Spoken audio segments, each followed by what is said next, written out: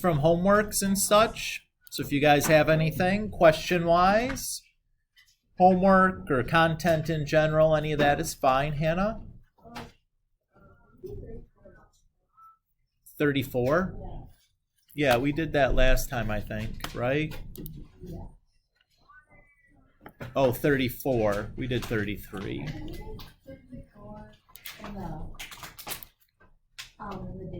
Oh, did we do 34 at the very bottom? Let's check real quick.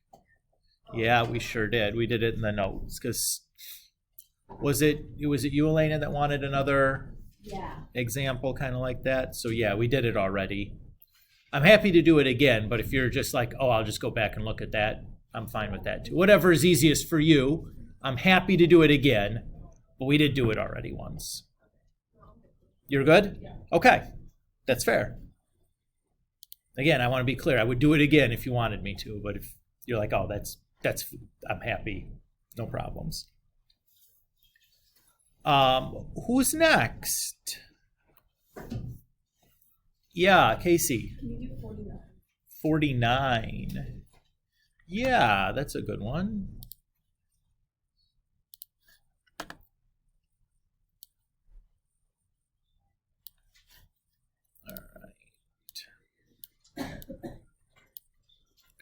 So this is an inequality.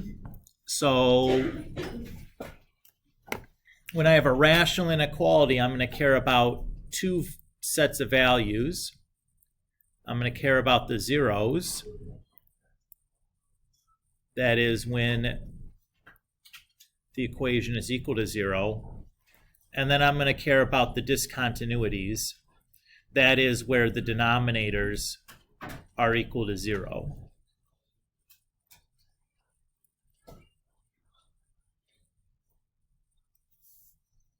Okay, so far?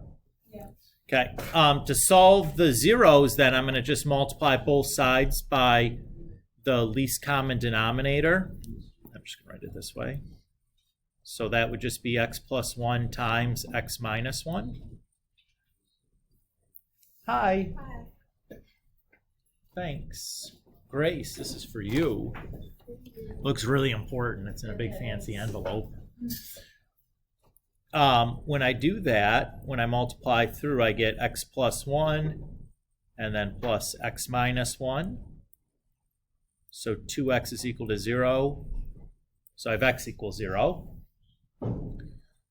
So those are going to be the three values that are going to go onto my sign diagram. So far, so good, Case? Yeah. Okay. The 0, because this is a or equal to inequality, is going to have a filled in circle. The discontinuities, regardless of what the inequality is, are always going to be open. And then we'll pick some test values. So like -2, -0.5, +0.5, +2.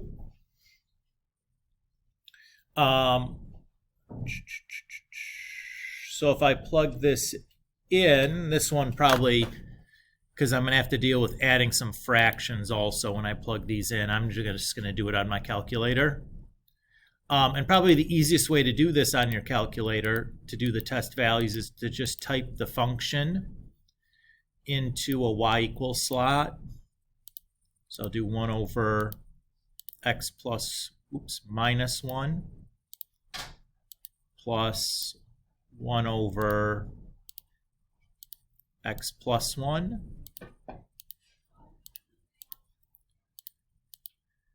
And then I'll do vars, y vars, function y1, and I'll do that of -2. So that's a negative. I'll write that down in a second. And then I'll do -0.5. That's positive. And then we'll do +0.5. That's negative. And then we'll do +2. That's positive. So we had negative, positive, negative, positive. And since we're again looking at less than or equal to 0, we're looking at the negative part. So we want that part and that part. So we'd say the interval should be -infinity to -1. And then I'm getting a parenthesis at 1 because that's an open circle. And we'll do bracket 0 to 1 parenthesis. The 0 gets a bracket because it's filled. The 1 gets a parenthesis because it was open. And that would be my final answer. Normally, I wouldn't bother with the calculator, but here we are going to have fractions inside of fractions. It was just going to get ugly. Yeah. And I just didn't want to have to think that hard at 7:53 in the morning. I put it in through not okay. So then I just I don't know. You just messed it up in my head. Goofed it up. Yeah, it's easy to do with the fractions because now you're like, oh, this one's 2/3 plus 3/2, or and just it gets yucky real quick. So I just was like, just use my calculator. The arithmetic was going to be too complicated for me at 7:53 in the morning to do in my head. Now I could have done it, right? But I just lazy, I guess. I prefer to think of it as efficient. That's the polite way of saying lazy. All right. What else? Who's next? Any more? Okay. Wait. Yeah. 57 as well. Sure, no problem. That's another story problem, right? Yeah.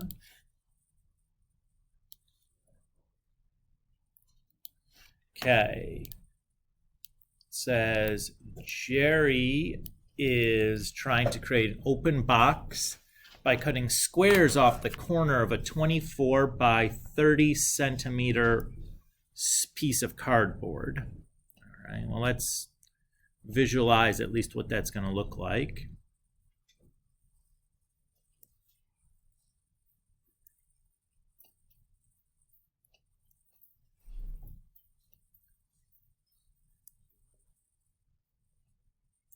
So we're going to do something like little choppy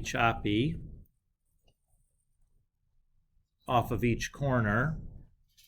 And then when you fold those, after you cut those pieces out, if you fold everything up, you have like an open top box, right? Okay, so that's our picture. It needs the volume to be at least 200. And then what is the range of side lengths for the squares that he will be cutting out? So what's the biggest and then the smallest? So I'm just going to label those as X's. I'm going to call this side H for height and this side B for base. Oh, let's not do that. Let's call this length, width, and then these X's will be like the height of our box once we fold them up, right? So I know the volume of the box is going to just be length times width times height. But the length here is actually going to be this distance, right? So it's like 30 minus 2x.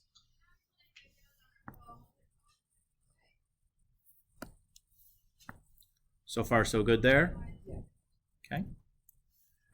And then this would be like actually our width. So that would be 24 minus 2x.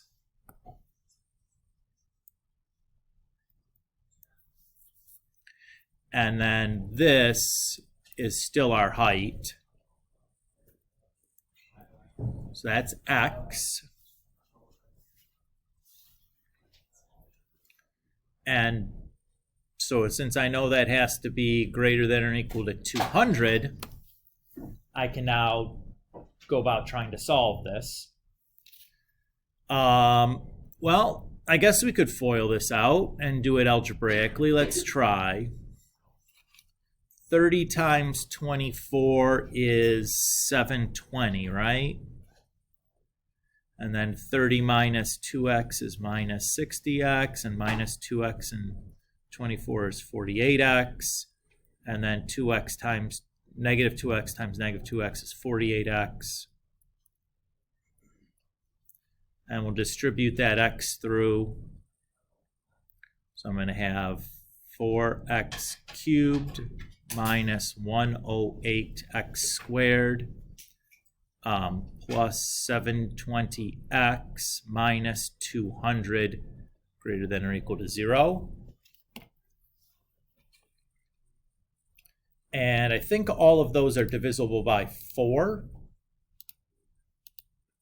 So 108 divided by 4 is 27. 720 divided by 4 is like 180. And 200 divided by 4 is 50.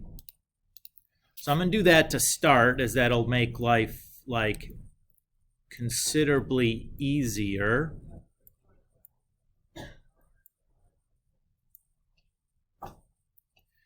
Oops. There's no 4 there. 4 divided by 4 is 1. Come on. All right. So probably you can look at this and tell it's not going to be factorable by grouping. So what I'm going to have to do is like that synthetic division junk that we would have done in our Algebra 2 class to try to solve this. So I'm going to start by just looking at the possible rational zeros, which are just going to be the leading coefficient, or the factors of the constant term divided by the factors of the leading coefficient. Now, since the leading coefficient is 1, it's just going to be the factors of the constant term. So I'd have plus or minus 1, 2, 5, 10, 25, and 50. Cool with that? All right. I'm just going to graph this and take a look at the x-intercepts to make a decision about like where to start, if any of those look like good candidates or not.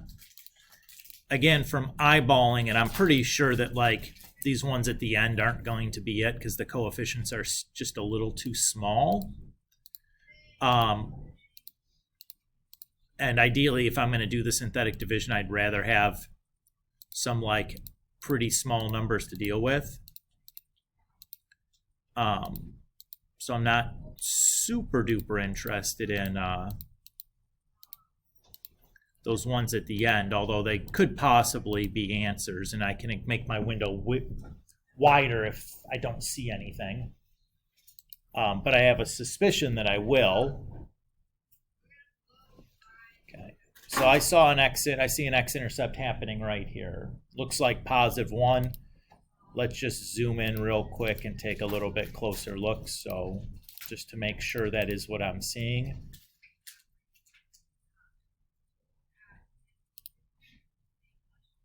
Sort of 2. Did I type that in wrong? Plus this, that minus that. Okay. That all looked okay.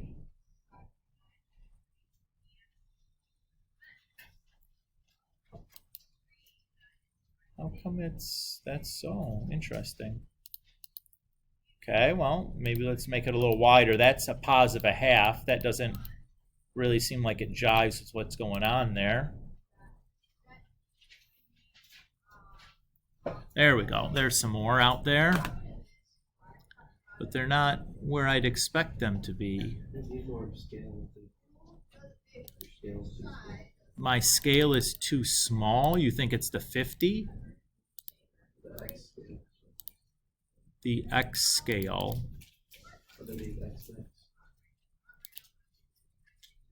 Why is 1 unit not appropriate? I don't know, sometimes when I do it, it just moves. Oh. So, All right. Well, I guess if we think about it here as well, what's the biggest possible value for X I could have? 12. 12, right? I can't get any bigger than 12 because then we'd have negative side lengths here. So I guess I could, and I know it has to be positive, so let's just do that. That'll clean things up a little bit. So there's that one. That's, what is going on here? Did I screw something, or did I make a mistake here?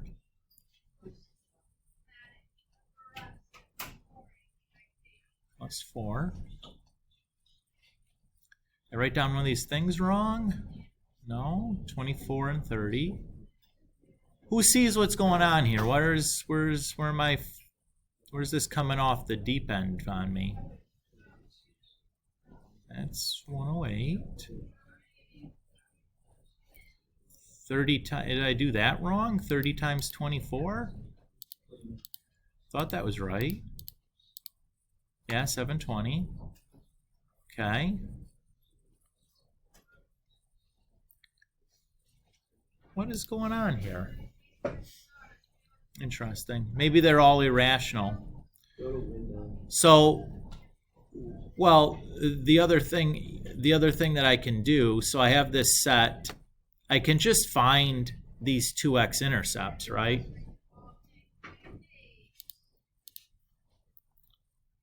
So I suppose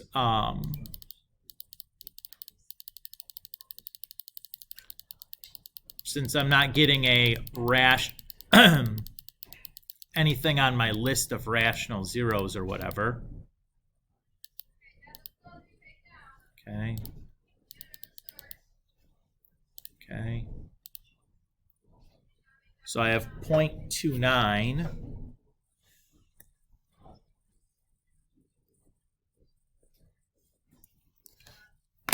Let's do this.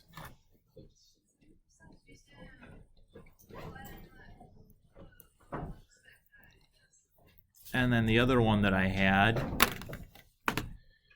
is over here. I wasn't expecting this to happen. I mean, it's fine. I just kind of assumed that it wouldn't. That I was going to get some neat integer answers. Oh, I went too far. I got negatives. So 1088, 3908.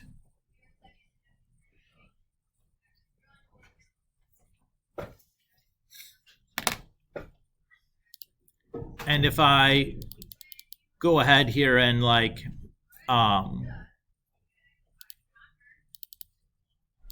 look at the graph, I can tell that in between those, the volume is greater than or equal to 0, right? So that would be the range then.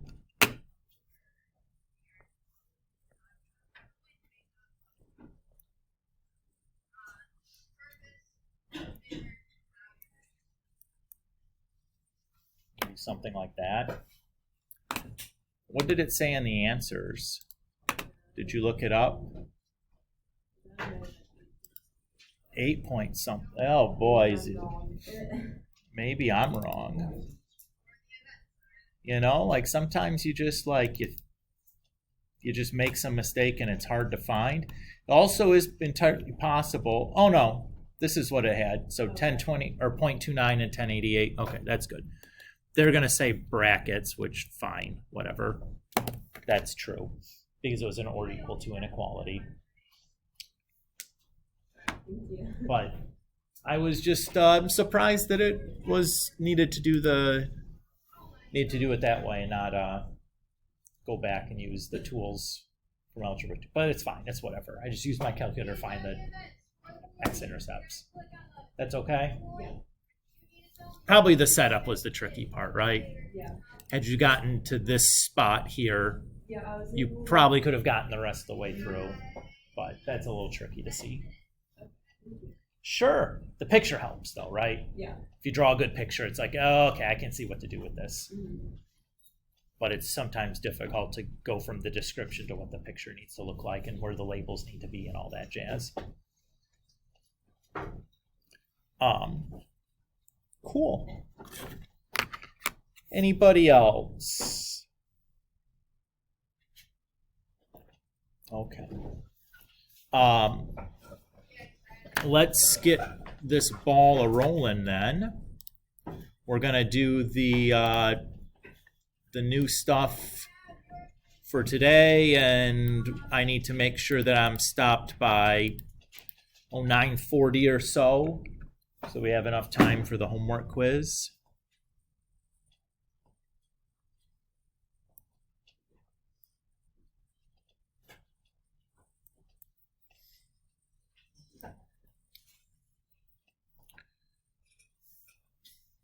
So here's the idea of what we're going to be doing. Let's say that I wanted to add these two fractions together. In order to add these together, what do I need to have? Common denominator, right? What would the common denominator be for these two fractions?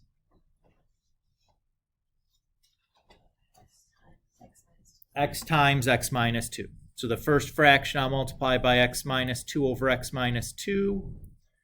And the second fraction will multiply by x over x, right?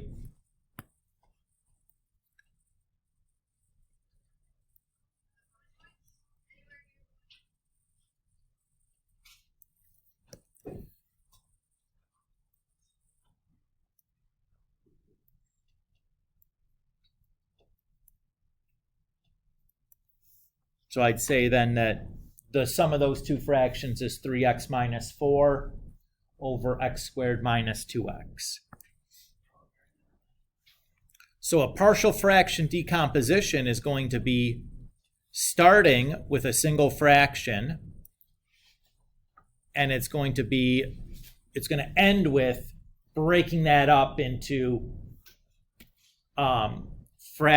more than one fraction where each denominator is a single prime factor or a power of a single prime factor. Is everybody okay with that goal here?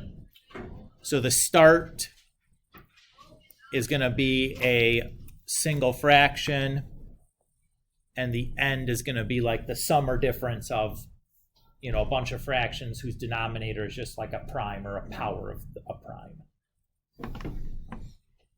Okay. So let's look at an example here of how to do this. I want to go with something simple. I guess that one's okay.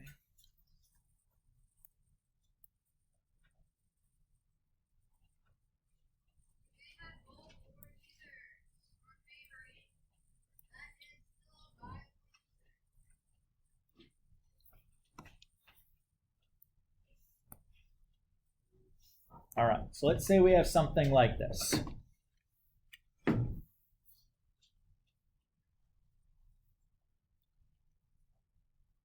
My first goal, or the first thing I need to do, is to factor the denominator so I know what prime factors my fractions can have. So I can notice there's a greatest common factor of x, and then x squared minus 25 is just x minus 5 times x plus 5.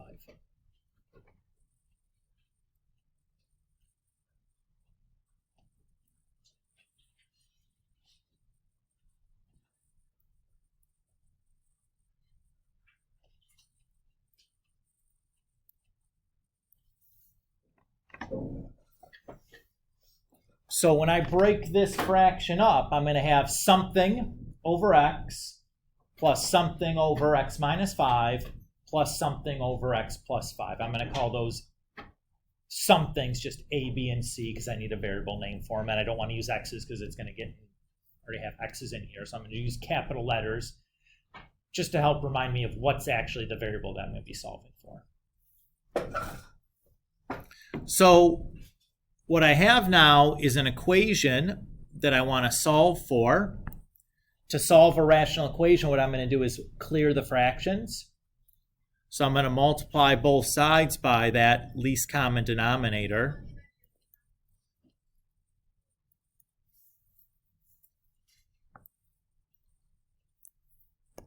When I do that, I'm going to have 2x squared plus 7x minus 9 equals a times x minus 5 times x plus 5 plus b times x plus 5 plus c times x minus 5.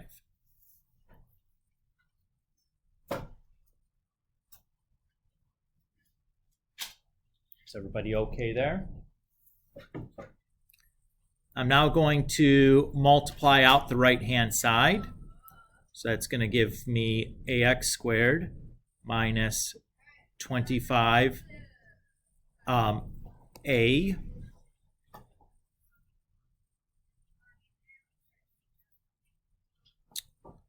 plus bx squared plus 5xb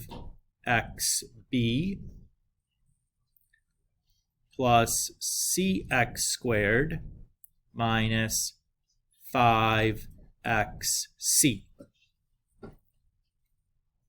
And that's equal to this still. Is everybody okay with how I multiplied that stuff out? Okay. So what I'm going to do now is I'm going to group together everything with an x squared. I'm going to group together everything with just an x. And then I'm grouped together everything that's just a constant.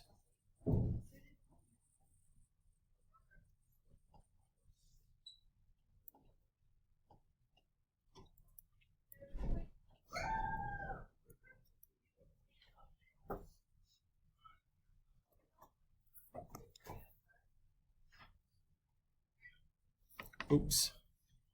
Oh, yeah. 5b minus 5c x, and then minus 25 a.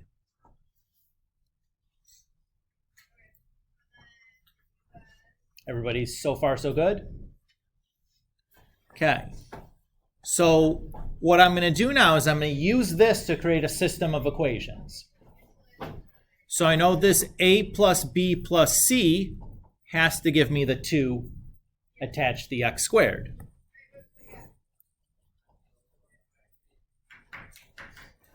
Right? If these two things are equal, the coefficient on the x squared should be equal, right?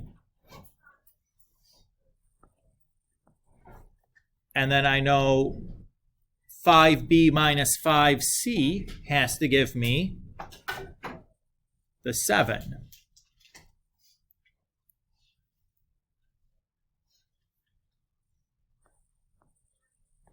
And then I know that negative 25a has to give me negative 9.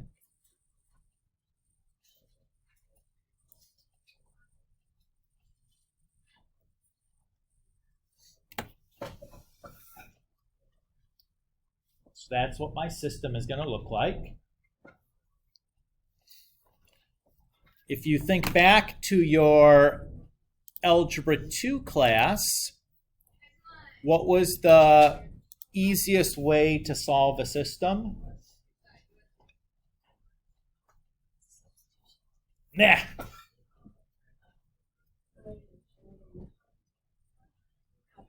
Nah. I'll use a matrix. I'm going to make a matrix and just do the row reduced echelon form on it. Is everybody okay with that? Let's review how to set, yeah, Hannah? Sure. Let's review how to set up a matrix on our calculator, and to do that, RREF again, because it's probably been a minute since we had to do that. So I'm going to start by pressing second and then the x to the negative 1 button to access the matrix menu. To create a new matrix, I'm going to scroll over to the Edit tab.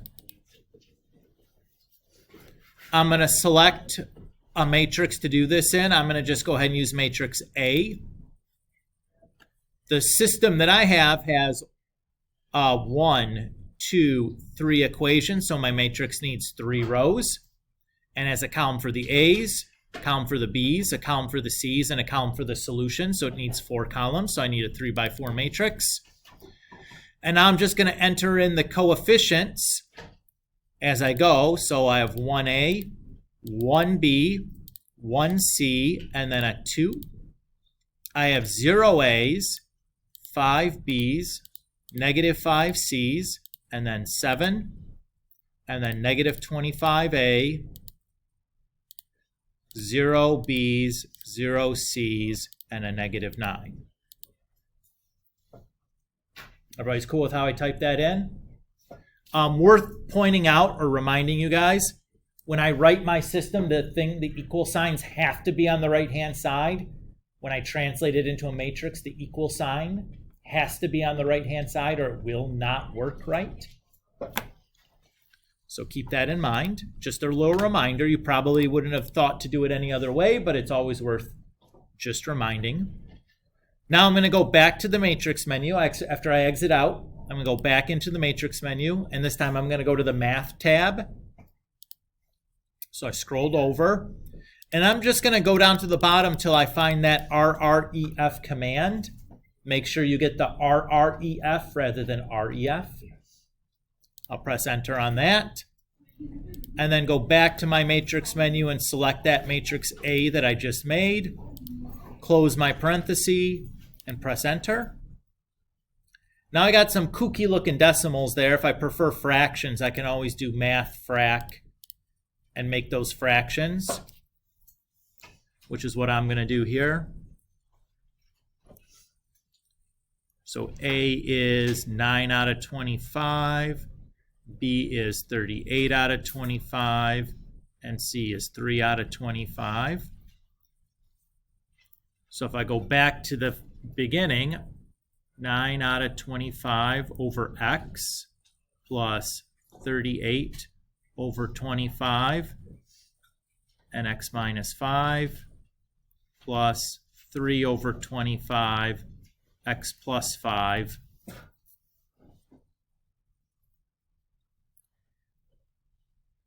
And if I wanted to, I can turn those into like non-complex fractions by just like multiplying by the reciprocal.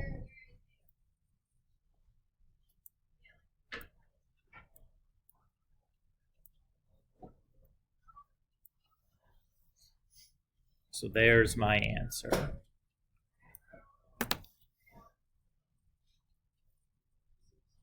Wait, had you switch it to how did that? Well, I just multiplied by the reciprocal. So I took like 9 over 25 and multiplied it by 1 over x. That's all I did.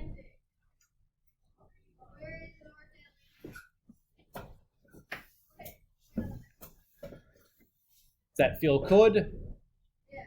Okay, so what are essentially this process remains the same, but there's a couple little hitches. Okay? So what are the other possible hitches? Well, what if I have a situation where one of the factors is not linear?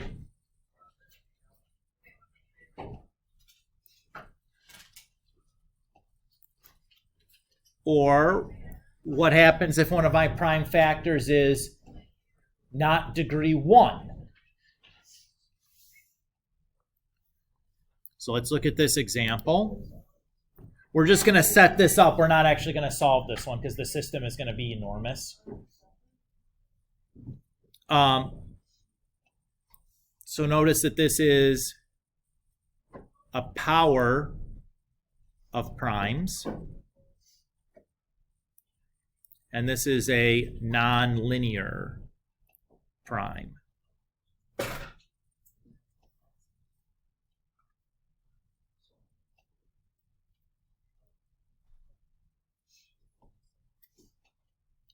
Okay, so I just want to point out that there's these are the two catches that can happen that we have to be ready to account for. So let's deal with the power of primes first, just because that's the first factor written there. So I'll write a over x cubed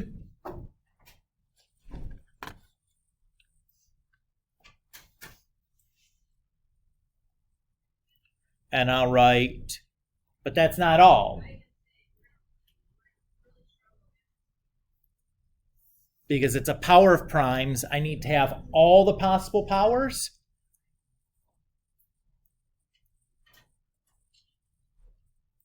So I need, if it's a degree 3, I need a degree 3, a degree 2, and a degree 1 as a possibility. Okay with that? Now the x plus 3, nothing special there, so I'll just write a d over x plus 3.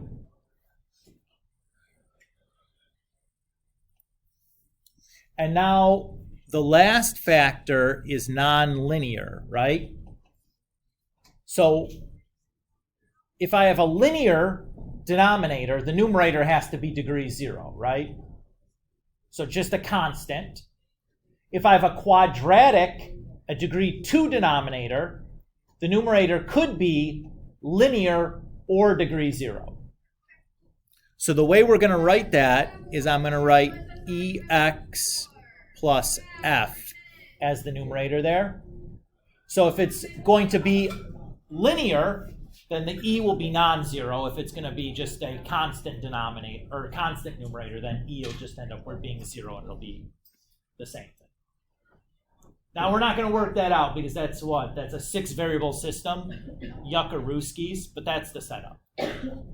So on the problem set for this, I'm going to ask you to, some problems are just going to be just do this, get it set up and don't solve, where I can ask you like a complicated setup question, but the solving is kind of a nightmare to just like write this all out and foil it all together. It would be pretty yucky, and I just don't think it's worth like spending 10 minutes to get the system to type in your calculator to get some numbers, when the hard part was this right here.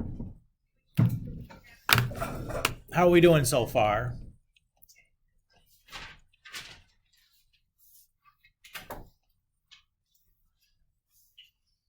Let's do another one. Yeah? We still got like 15 minutes, right?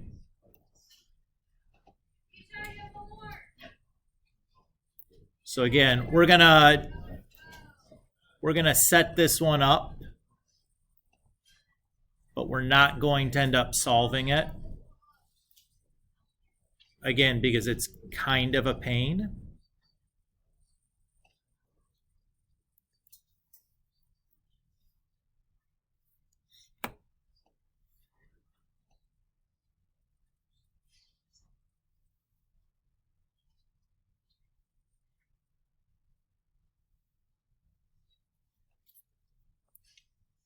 All right. So what is one of the fractions that I'm going to need? Anybody, volunteer. Braden, is that a hand? No? Okay.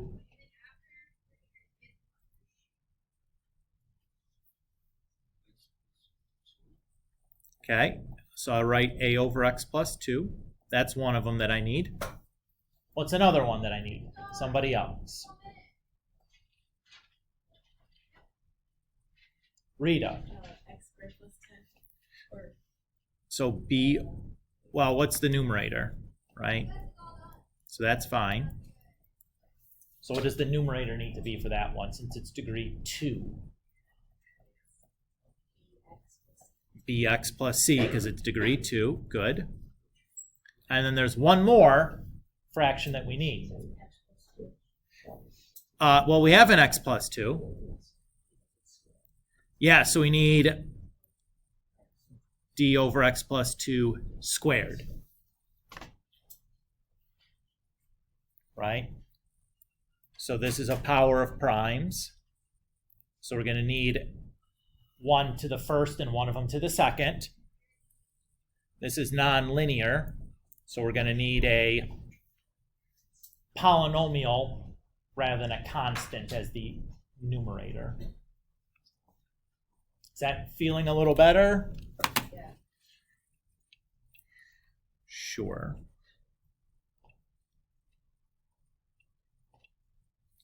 Okay. Let's do another solve one. So this one will be not so complicated that we can't do it.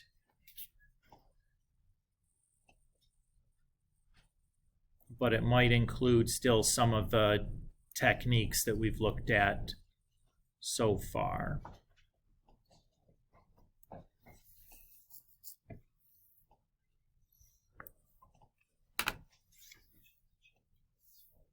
All right, first order of business. Factor what? The denominator. Great. So how are we going to do that? We can factor off an x. And then I notice x squared minus 4x plus 4 is just x minus 2 times x minus 2. But I'm going to write that as x minus 2 squared. Really important that you're writing things as powers of primes when you're doing your factoring. Sorry, Zoe, I can raise that up if you couldn't see. Holler at me if you're like, if I'm at the bottom and it's like I can't see. I'm happy to help. Is that so far so good? Okay. What are what are the fractions that I need? Well, how many fractions am I going to have? 3. Everybody agree? Okay. What can the first fraction be? A over x. Great. And the next fraction?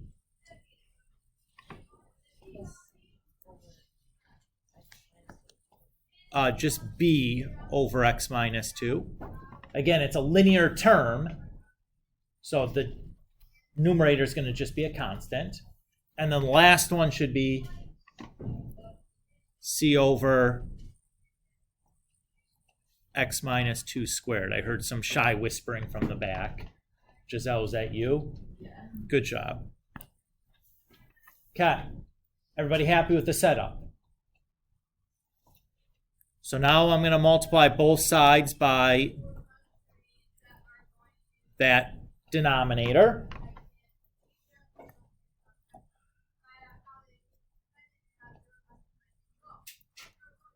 So when I multiply that to the left-hand side, just the denominator cancels out and I'm left with just the numerator. When I multiply it to the left-hand side, the x's cancel out, so I'm left with a times x minus 2 squared. When I multiply to the next fraction, one of the x minus 2's cancel out, so I'm left with bx times x minus 2. And I multiply to the third fraction, the x minus 2 squareds cancel out, and I'm left with just cx. Is everybody okay there? If you have trouble seeing that, there's nothing wrong with like writing out the full fraction then reducing to get to the same spot. I'm not going to do that because I don't think it's unreasonable that we can do that in our head. But if that's hard for you, don't do it in your head. Just write it out as an extra step. Giselle? Certainly. Okay. So I'm going to now multiply everything out on the left-hand side. Keep in mind, how do I multiply out x minus 2 squared? You have to FOIL that out, right? So I'm going to have ax squared minus 4xa plus 4a plus bx squared minus 2xb and then plus c.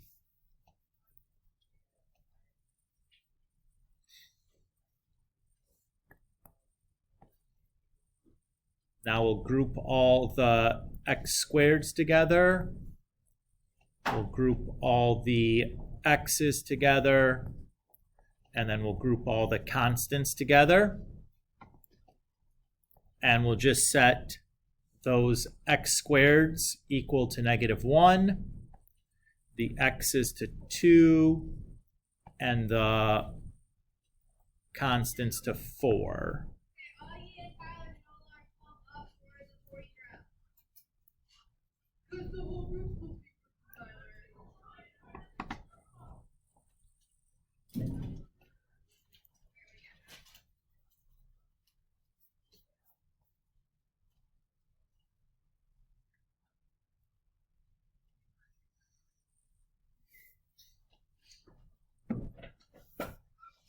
So there's my system. What do you notice here? Well, we already have our answer for C, right?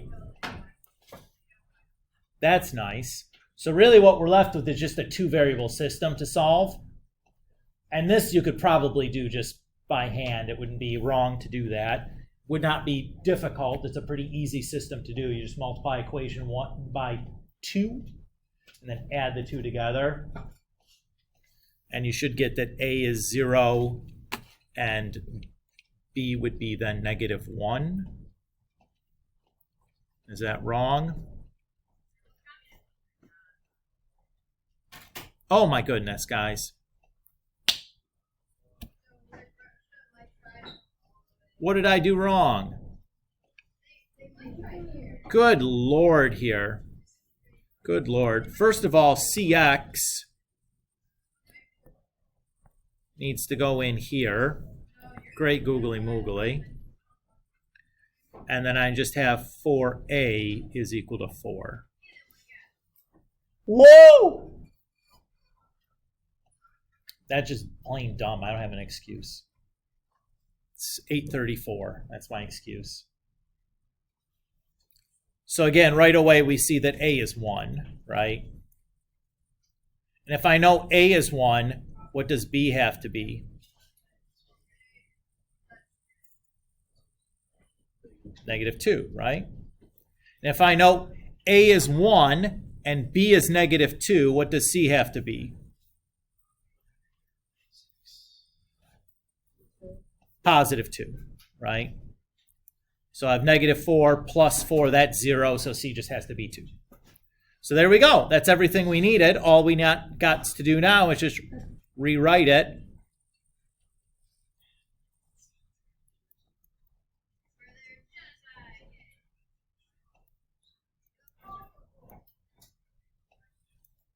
And we're done. Again, you could have solved that system by hand also, or using a calculator also, but like, I just would not.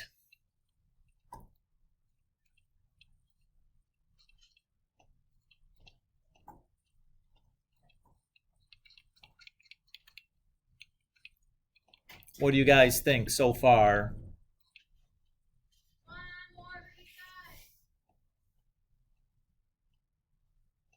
Is this okay?